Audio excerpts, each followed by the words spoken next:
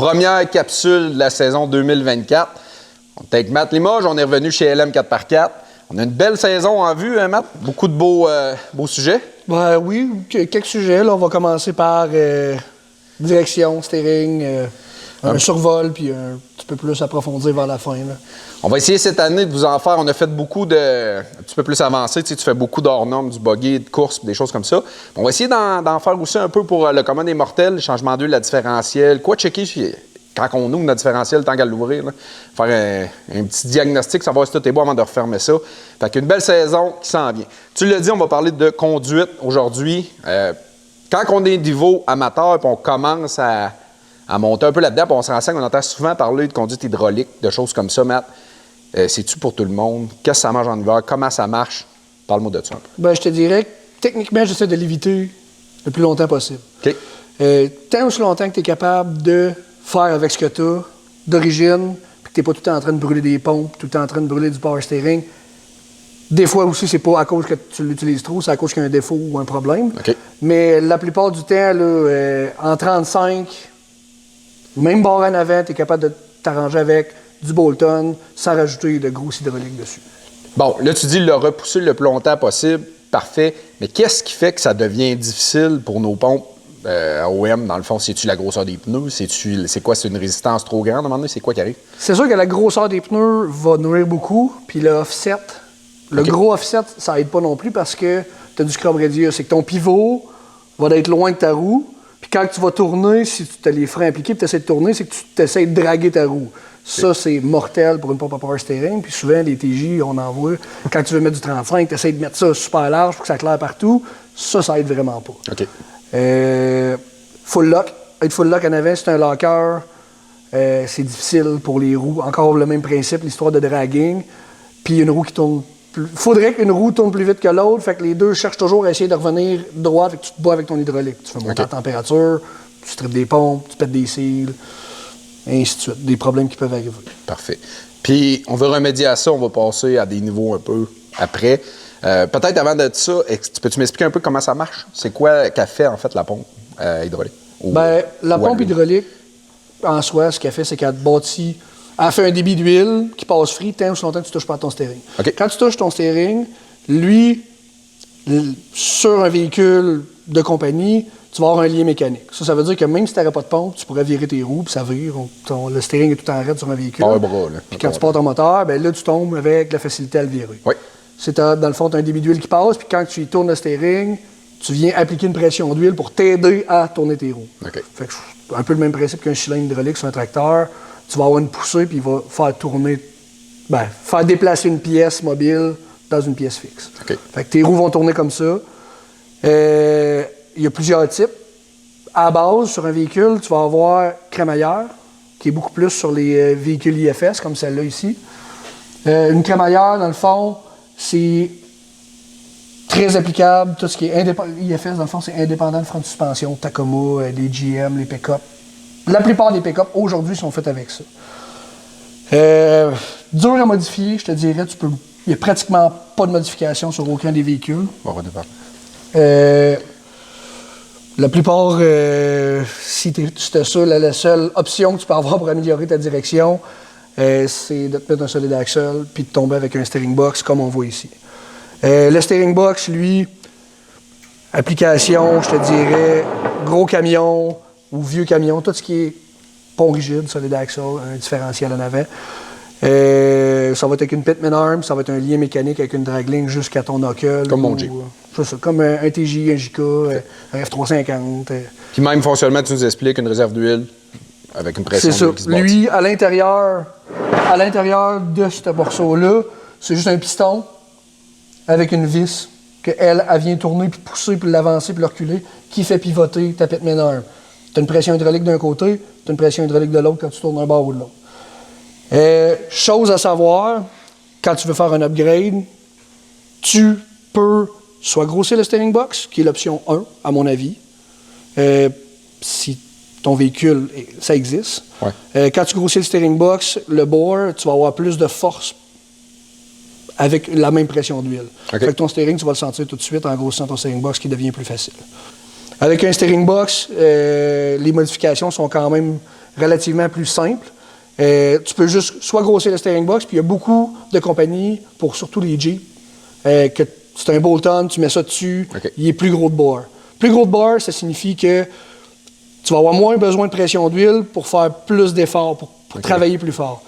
Moins de pression d'huile, c'est moins de chaleur, moins de pression, moins de leak, puis plus de facilité à le faire virer. Fait que dans le fond, le même travail va être fait, mais avec moins de travail de la pompe.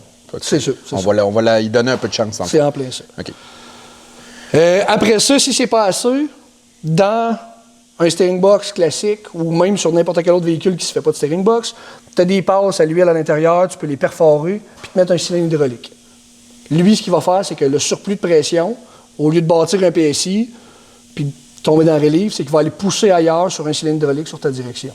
Ce qui donne encore plus, sauf que devient un petit peu moins facile à conduire sur la route, puis plus coûteux aussi parce que tu as des composantes à rajouter, des hoses, un paquet d'affaires. Là, c'est sûr que tranquillement, on s'enligne vers de moins en moins véhicules de route. C'est ça. Un petit peu plus vers la route. C'est ça. Parfait.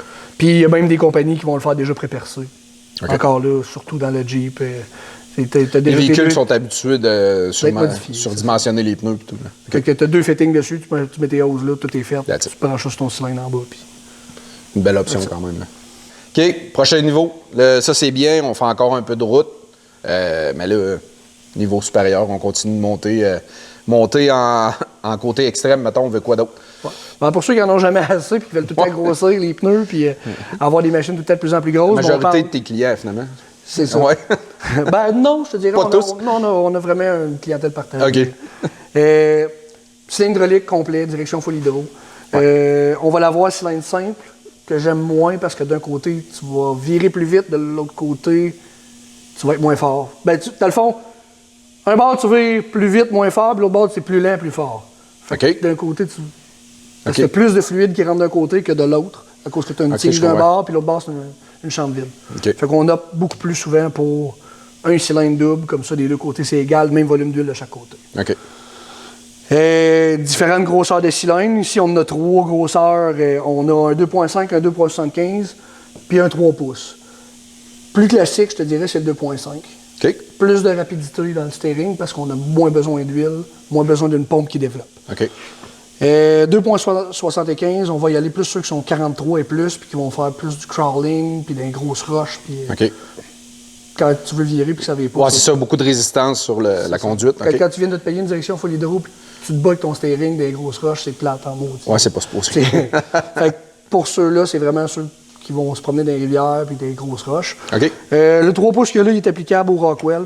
Des gros 2,5 tonnes avec des tailleurs juste beaucoup trop gros. C'est celle-là qu'on met. Mais là, à part d'être crissement beau, c'est vraiment un beau morceau. Si je veux ça, Matt, là, ça me prend quoi d'autre d'artillerie autour? Là? J'imagine que je ne mets pas juste ça, Bolton, c'est fait. Je vois que tu as d'autres équipements. Est-ce que ça prend autre chose que juste le cylindre? Bien, pour réussir à avoir assez de quantité d'huile, premièrement, ça te prend une pompe qui a plus de volume. Il va y avoir des pompes qui valent vraiment cher, qui vont développer énormément de galonnage pour réussir à avoir un 2 tours de steering super vite avec un doigt. C'est rare que le monde ait besoin de ça. Généralement, nous autres, on va aller dans du 5 gallons minute, 4 gallons minute, qui va être en masse pour faire du 2 tours et demi, 3 tours de steering. Tantôt, on va parler du calcul de ça, justement, pour essayer de démêler. Tendance à chauffer, quand même, un peu plus, parce que tu as beaucoup plus de demandes, beaucoup plus de volume d'huile, plus de pression. On va y aller avec des couleurs. Puis, le couleur va annexer la réserve. Dans le fond, on met des réserves qui sont quand même petites. Fait que ça contient pas beaucoup d'huile, ça a tendance un peu à chauffer, mais ça refroidit vite. On vient mettre ça qui rajoute encore 1 litre d'huile, puis des fois même on en met 2 en série pour essayer de rajouter encore un peu.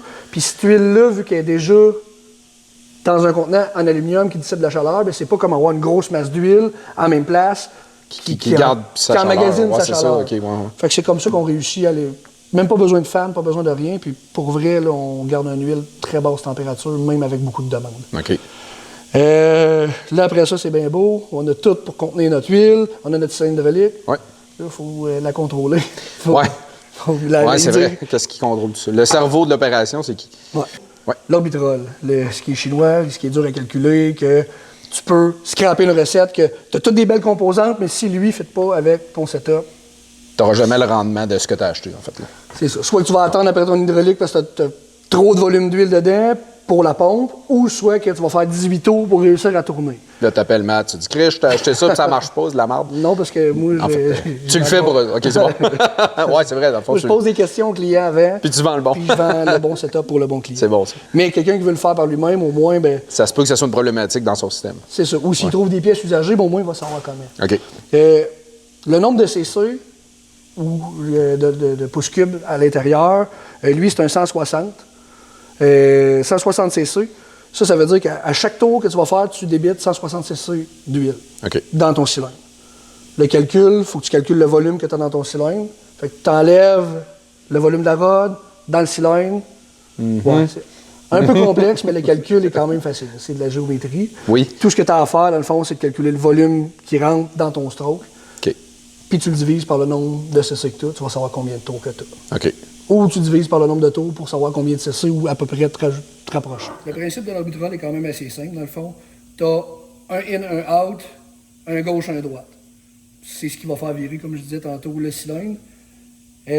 Ton in et ton out vont toujours avoir une circulation tant aussi longtemps que tu ne touches pas ton steering. Quand tu touches à ton steering, tu vas bâtir une pression, soit sur le left ou le right, dépendant de où tu tournes. Il faut que tes branches inverses se mettent sur ton cylindre. Mettons ton droite, il faut que tu le branches à gauche, puis ton gauche, il faut que tu le branches à droite, parce que ton cylindre hydraulique, quand la pression rentre à droite, il va virer à gauche. Puis si la pression rentre à gauche, il va virer à droite. Mais sinon, si tu tombes, c'est pas bien grave, tu fais juste inverser tes deux fittings, puis l'affaire est... Deux autres types. Il y a des load reaction, non load reaction. OK. Moi, je suis vendu load reaction, j'aime ça, avoir le feeling de où ce que je suis. Quand j'ai un coup, j'aime ça l'avoir. Je conduis avec les pouces à l'extérieur, par contre. Là. Ouais. Mais j'aime ça avoir le feeling de la machine. Puis plus encore, c'est qu'un load reaction, si tu as le bon caster, quand tu vas tourner, tu vas pouvoir lâcher ton steering, tes roues vont redevenir droites comme sur un véhicule de route. OK. Fait que quand tu fais de la conduite plus sportive puis tu roules un peu plus vite, Ouais, ça te ramène dans le track. Ouais. tu n'as pas besoin de te battre gauche complètement, De le ramener. puis de le ramener jusqu'à l'autre côté. Là, c'est un combat conduire. Ouais. Puis le fait aussi, quand tu roules vite, tu peux juste Ouais, tenir ouais. le steering. Fait qu'il puis va absorber aller à un peu les droite. impacts, puis il va se... OK, C'est ouais. ça, c'est ça. Ensuite de ça, orbitrol, c'est ça, dans le fond. Ça, c'est une colonne, c'est à part. Ouais. Tu as plusieurs sortes de colonnes. Tu as des longueurs différentes. Tu as des splines différents. Au bout, tu peux avoir du fixe. Il y a plein d'options. Moi, la mienne, c'est souvent on fait une 30 spline, on a un joint de colonne, on fait ça, puis on vient le porter à l'extérieur de la cabine. OK. Mon setup à moi, c'est à l'extérieur de la cabine toujours, parce que l'huile monte à au-dessus de 200 degrés Fahrenheit. OK, fait que s'il arrive de quoi... S'il y a une hausse qui pète, s'il y a une fuite Ouais. qui se fait, bah, c'est pas mal ses genoux, puis ça fourche que ça tombe. Ouais. Fait que, Toujours protéger la fourche. moi, j'aime. Ouais, c'est ça. Fait que si tu veux pas te promener avec un tablier en trail ou juste guesser, ben, moi, je le mets à l'extérieur, comme ça, ben, t'as l'esprit tranquille. OK. Parfait. Puis, bon, ça, j'imagine que c'est à la réserve. C'est une des plus belles pièces. Moi, j'aime ça, regarder des pièces. C'est une belle pièce. Tu veux-tu me l'expliquer un peu? Ça doit pas être tant compliqué, mais je pense qu'il y a quand même une couple d'affaires et d'options dedans. Bon, ça, tantôt, on est passé vite dessus. Dans une réserve PC comme celle-là, elle est faite quand même pour séparer ton huile de ton air. Fait que, il y a beaucoup de filets. À l'intérieur, il y a un filtre. Oui. Fait que ça empêche que s'il y a quelque chose qui se débâtit, ta pompe ou quoi que ce soit, ben, elle ne reste pas prise dans tout ton système. OK. Fait que ça arrête là. Elle est en aluminium, elle dissipe la chaleur aussi. Fait que tu as des fittings pour soit un auxiliaire hydro-boost, souvent ils sont bouchés dans notre cas. Tu as un in, tu as un out. Dans le fond, ton out va à ta pompe, ton in, c'est ton retour de ton orbitrol. OK. Après ça, sur le dessus de la réserve, sur ces setups-là, on vient mettre un petit... Ça ressemble à une catch-can, mais dans le fond, c'est plus que ça. C'est une valve qui vient bloquer jusqu'à 6 PSI. OK. Fait que la chaleur fait que ton huile prend de l'expansion. Oui. Elle va pressuriser ton réservoir, ce qui va pousser toujours un peu ton huile pour limiter la cavitation à ta pompe. OK. Si tu veux de côté, s'il arrive, whatever, un risque de baisse de pression, ben lui, il va toujours pousser sur ton huile pour maintenir la pression à la pompe. OK. Si tu arrives au-dessus de PSI, au-dessus de 6 PSI parce qu'il commence à faire chaud, ben il va reliefer. Comme un presto. Là. C'est ça. Il va envoyer l'excédent dans l'atmosphère. Si tu vires à l'envers, il est fermé. OK. C'est rare. Ça se peut que tu aies un peu d'huile qui se pète, mais tu ne videras pas ton réservoir au complet. Il y a 6 PSI, il va Tu ne devrais pas débâtir ta pression, en fond, dans ton système. Normalement. Ben, là, ça dépendait peut-être du nombre de tours, là, mais, ou si tu arraches une hose. Mais oui, je comprends. Dans le commun, c'est supposé garder. Un flip tranquille, maintenant. Oui, c'est ça. C'est supposé garder ton huile à l'intérieur de ta réserve. C'est bon. Pompe, j'ai vu que tu avais d'autres modèles de pompe. J'imagine que c'est d'autres options de système. Ben, en ce moment, on a 2 sortes. J'ai 2 modèles. Ça, c'est le modèle classique GM. Dans le fond, c'est une pompe qui fit exactement Bolton sur toutes les skis V8 GM confondus. Je te dirais, même les vieux LT comme les nouveaux LS, ils ont gardé la Sagina comme ça. C'est une bonne pompe, en général? Ben, d'origine, c'est une bonne pompe, sauf qu'elle, ce qu'elle a, c'est qu'elle a des plus gros ports. OK. Fait qu'elle donne plus de débit. Puis elle est craquée à peu près entre 14 et 1500 PSI. OK, fait que c'est une bonne option pour upgrader son système. C'est ça. Sans vraiment faire de sans tomber dans le all-in. Des lanceurs que je te dis qui étaient beaucoup trop coûteuses. Oui. Puis c'est Bolton. Ça, c'est facile pour le commun des mortels. Puis dans le fond, la réserve vient direct là, ici. Au lieu d'avoir le gros réservoir classique monté dessus, ben, c'est remote. Puis ça ne change rien, que ça reste le même principe. Pression d'huile qui vient t'aider avec ton... C'est ça, c'est ça. Celle-là, c'est une petite TC Pump. C'est classique Toyota, japonais et compagnie. Mais elle développe la même chose que celle-là. Que la grosse pompe? Oui. Oh. Ben, dans le fond, elle, c'est un réservoir, puis il y a quasiment le même interne. C'est très, très similaire comme performance de pompe. C'est surtout une histoire de où se boat. Dans le fond, là, la même chose, remote. Tu fais presser ta poulie souvent, qui est exactement la même dimension dessus. Ça fait sur un Jeep aussi, mais Jeep, c'est CBR. C'est un autre modèle de pompe. Les deux ont sensiblement le même voltage. Légèrement plus performante que celle-là, la CBR, mais est un petit peu plus capricieuse puis moins durable que celle-là. OK. Fait que merci beaucoup, Matt. En conclusion, si j'ai bien compris, c'est pas vraiment compliqué. On essaie d'éviter un peu d'aller jouer là, à moins d'avoir un véhicule qui est rendu là, dans le fond. Ça corrige un peu quelque chose. Si on monte de niveau, ça va venir corriger un problème.